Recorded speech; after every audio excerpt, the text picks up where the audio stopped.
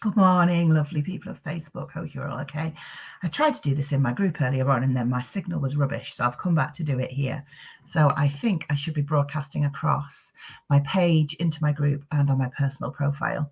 If you're watching along live, it's 10 to 11 on the 12th of October. If you're here then, come and say hello. Ignore all the rubbish. This is the aftermath of a child's big birthday. It's all a bit bonkers, but anyway, never mind. This is a good room because at the end of the day, I shut the door on it. And then I come in the following day and go, oh my God, my office is a mess. Anyway, so if you're watching live and you can drop me a comment to let me know you can see and hear me, that would be amazing. Let me know where you're watching from. This is something that crops up so many times for families, and I have spoken about this before, but I want to talk about it again today because it's cropped up for a family that I'm doing some support work with at the moment. It's something that came up for my family. It's something that is very, very common. If I'm getting a Facebook user, that's because you need to give permission for StreamYard to see your name. But hey, Facebook users, hope you're all okay. So quick intro for me, in case you don't know me. Oh, it's you from Wales. In case you don't know me, my name's Heidi Maver. I'm the founder of EOTAS Matters. We support families of children and young people whose children can't be in school because of special educational or disability needs. The majority of the parents that we support have kids who have been out of school for some time, and they are pursuing provision through the EHCP process. Not all of them. Many of the children in the families that we support are neurodivergent, and indeed many of the parents in the families that we support are neurodivergent. So I have spoken a lot about before, when you have a child out of school, make sure that you speak to your school and ask them to authorise absence. And I think there are two things at play here. In light of the schools bill consultation, some local authorities and some schools kind of decided to get a bit ahead of the curve and changed policy and changed procedures for recording absences before anything had gone through Parliament. And as we know, the schools bill is now on hold. So nothing has changed in that respect. But there is some updated guidance that I want to share with you, and a big thank you to Not Fine in School for their work around this. Not Fine in School have made a document which is super helpful around medical evidence. I will make sure it goes in my group, but also if you are in the Not Fine in School group, it is there in the files section, and it's called My Medical Evidence. So what happens is that if you have a child who is not in school, and you need to speak to good morning, Roberta. For those who don't know, this is an in-joke now. They go to their school and they say, my kid's off school unwell. In many of the cases of many of the children that I work to support, it's because they have a mental health challenge, often undiagnosed or unrecognised or unsupported neurodivergent children. It will impact their mental health, and they find themselves in a position where they are unable to attend school. Okay, and that is a mental health issue, and health is health. It doesn't have to be physical health for health to be authorised, for absences to be authorised. So Claudia is saying they're refusing to authorise their absences forever. So there are two situations that I have seen that happen a lot. Okay, let me talk about the first one. These are the two situations I see very common. First one is a school just says, we're not authorising absences. Kid isn't well, or a kid is unwell, or whatever. You need a doctor's note, you need a sick note. Okay, that's the first one I see a lot of. The second one I see, actually, and I'm seeing increasingly, is that schools start by authorising illnesses, and then they'll write and say, we've actually spoken to the educational welfare officer, we're no longer going to authorise absences, and we're going to trigger some sanctions for your child not being in school. Both of those are fairly common experiences and variations therein. The good news is that the legislation and the law applies in both cases, and it's the same for both. Okay, so I'm going to share this with you. Can I even share my screen? Maybe I can. Oh, that would be good. Let's see. Share screening. Let's see. I can. Okay, so this is from Not Fine in School, and this is their medical evidence. Can you just let me know if you can see that? You should be able to see it. Yeah, I think you can. So this is their guidance on medical evidence, and it's a brilliant piece of work from Beth and the team at Not Fine in School. So the current DfE guidance says that code I for illness is not medical or dental appointments. This is when a child is unwell, which includes mental health. Schools should advise parents to notify them on the first day that the school child is unable to attend due to illness. Schools should authorize absences due to illness unless they have a genuine cause for concern about the veracity of an illness. If the authenticity of an illness is in doubt, schools can request that parents provide medical evidence to support an illness.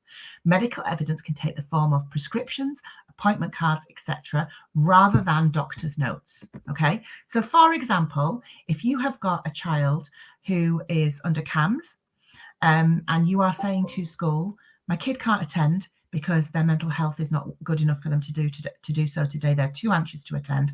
I'm keeping them off at home. Please record their absence code I for illness. And they say we need evidence. You can send them a letter from CAMS that confirms their appointment or that shows that they are under CAMS. I do also have a template for a letter that you can take to either your doctor or CAMS and ask them to support your position in terms of just stating that they are under whoever for anxiety or mental health. But you don't actually need that. So this is what I'm encouraging people to do, is to really push back on this, because the law is on your side and the law is on your child's side. So that's the first thing. Let's look at the next bit. There's new guidance from September 2022. So it says this. Point 219 of this new guidance, and it's guidance for maintained schools, academies, independent schools and local authorities from the Department for Education, and it's pages 58 and 59. Schools should advise parents to notify them on the first day their child is unable to attend due to illness. School must record absences as authorised where pupils cannot attend due to illness, both physical and mental health related. In the majority of cases, a parent's notification that their child is ill can be accepted without question or concern. Schools should not routinely request that parents provide medical evidence to support illness.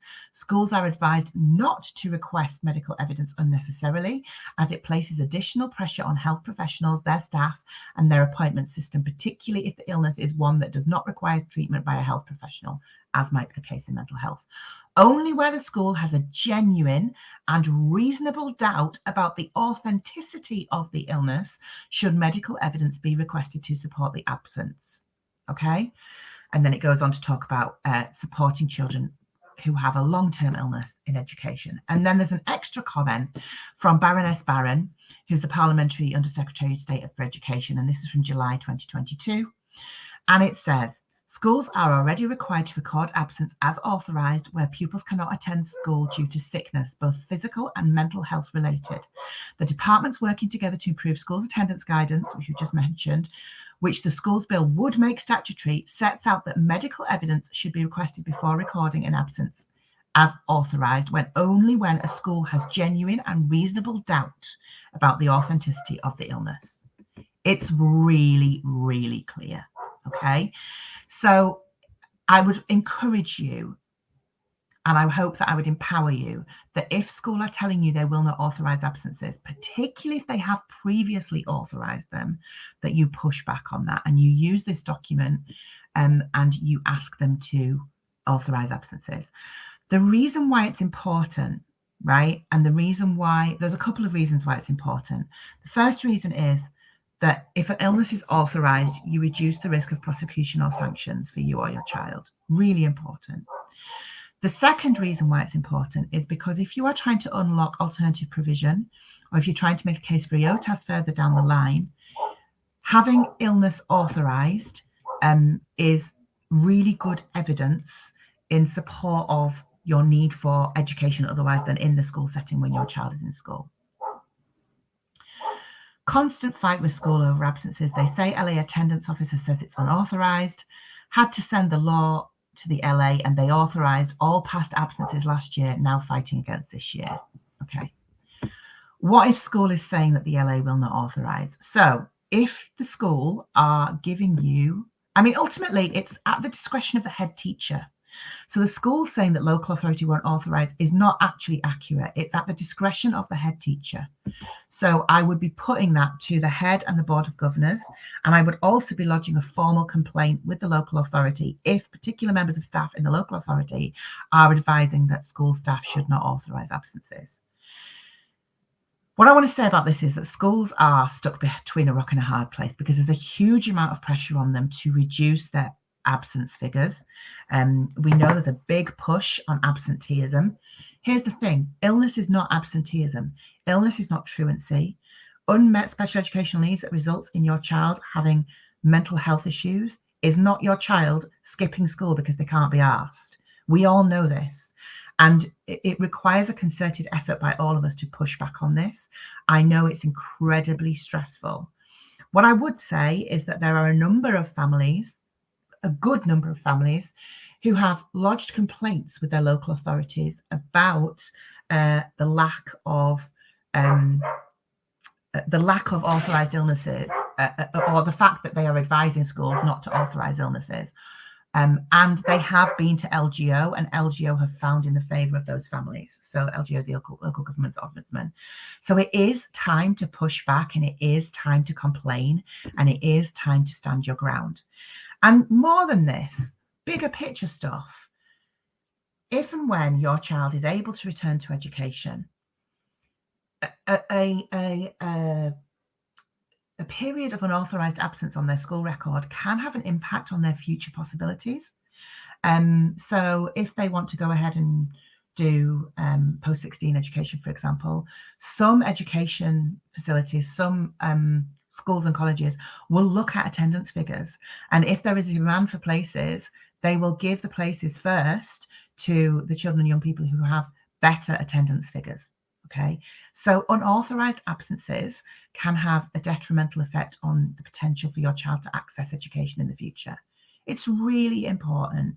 And you know what else is also really important in this is that there's a bigger piece of work around us doing the work to educate school staff about the rights of children to have their mental health prioritised, and to educate school staff about the fact that mental health is a health, and to educate school staff about the fact that our children are not swinging a leg. They require help and support and compassion, and that they are protected by the Equalities Act.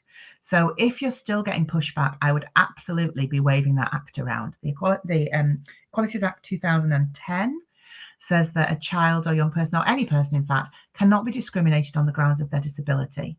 A disability is any condition, any health condition, mental and or physical health, that has an impact for 6 months or more, or is expected to have an impact for 6 months or more, that has an impact on a child or a young person or an adult's ability to carry out everyday tasks. And going to school is an everyday task.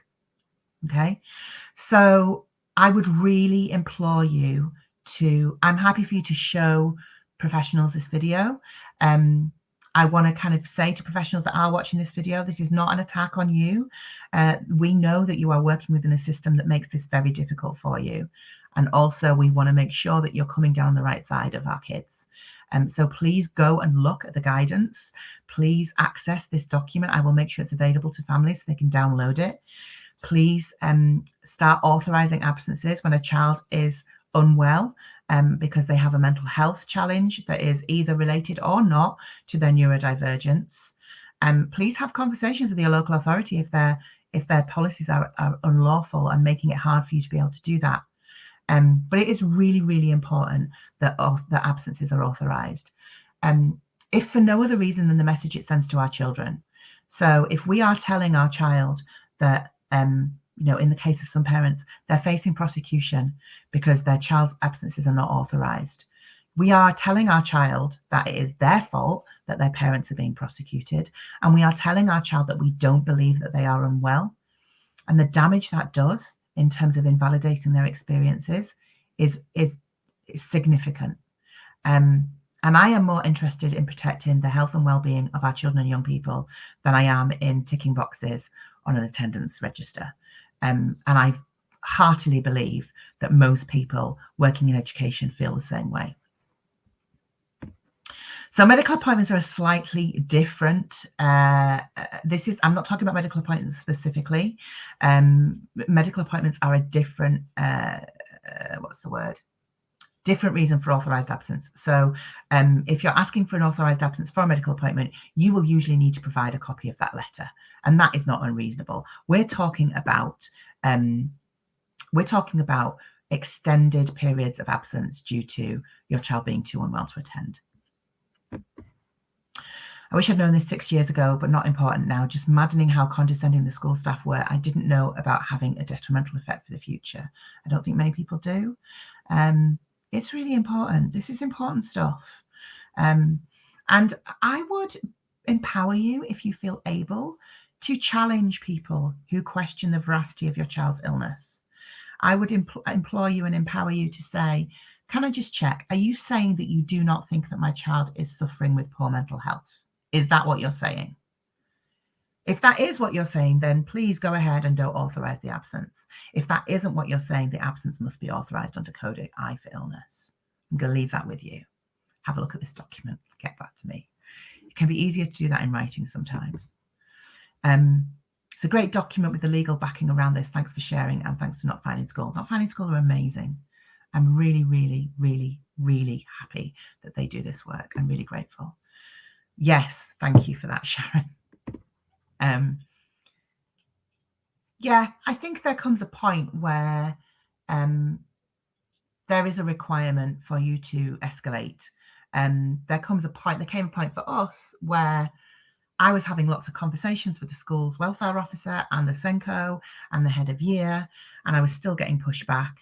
And I think in that instance, it's time to escalate and go to the governors. Lodge a formal complaint with school.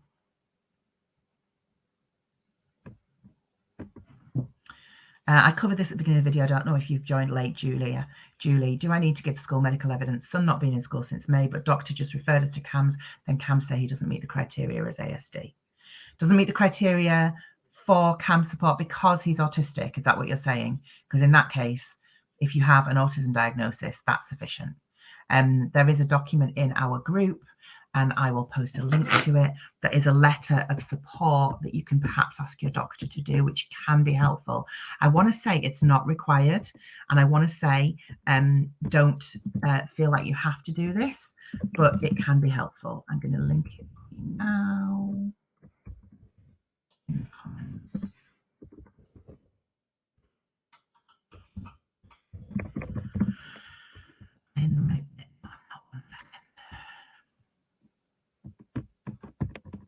Do you know what? I'm going to put it in after because I don't want to run over on this video because I want it to be nice and catchy so people can get to it.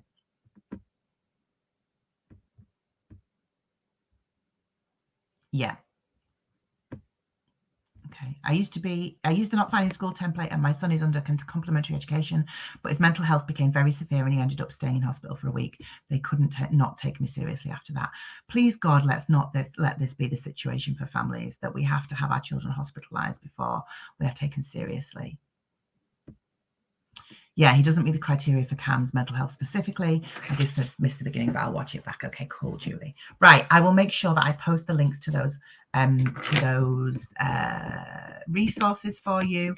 Please get over and join Not Finding School if you're not already in that group. They have some incredible resources. I'm going to post that just now in the comments. It is a group for parents, so it's a great resource. And come and join our group as well, where the letters are available and the documents are available. So yeah, search NFIS Family Support to join Not Finding Schools group, and search that one. It's not as snappy, is it? I need to change my group name. Yeah, search that one. Just search for EOTAS personal budgets. It'll come up, or even EOTAS Matters. Okay, cool. I will leave that with you. I will make sure that we have. Oh, one more thing. Actually, this is really good, useful thing to say. I used to phone in and say he's refusing because I didn't know any different, and they would say, "Well, mark it down as an authorised, even though he knew he was under CAMS. Should I make a complaint, even though we're 4 years on EHC?" It's up to you. Choose your battles, Linda. What I would say, don't call school and say my child is refusing. Call school and say my child is too unwell to attend today. His mental health is too significant for him to be in school today. He's too anxious. He's dysregulated. I'll be keeping him at home. So my young person is autistic and had barriers to attendance, and because my young person masking school shoved her diagnosis aside and just wanted her in for attendance, really common, made broken promises to her constantly, then wondering my young person couldn't make it in the next day. They knew my young person had anxiety as they witnessed this many times, but still blamed me for attendance. The LA didn't want to know my young person's history, just sided with the school and put a final warning to me. And that it would be when you would trigger a complaint. 100%, that would be when you could trigger a complaint against the local authority. I know, it's awful, and we're all under a huge amount of pressure. We have got template letters for you that you can use, which hopefully make things a bit easier. Not Fine in School also have template letters. At the very least, I would, if you feel empowered, to be able to say to whoever it is in the attendance office at your school, are you telling me that you think that my child is not unwell? Is that what you're telling me? And if the answer is no, but we need evidence, then your response to that is, I'm going to send you a document that shows you why we don't need evidence. I need you to authorise these absences. We're doing a lot of work over it, and we're still pushing on it. So stick with us. Okay, have a lovely day. I hope you're all right. I hope your kids and your young people find something to give them joy today. And I will see you all soon. Take care.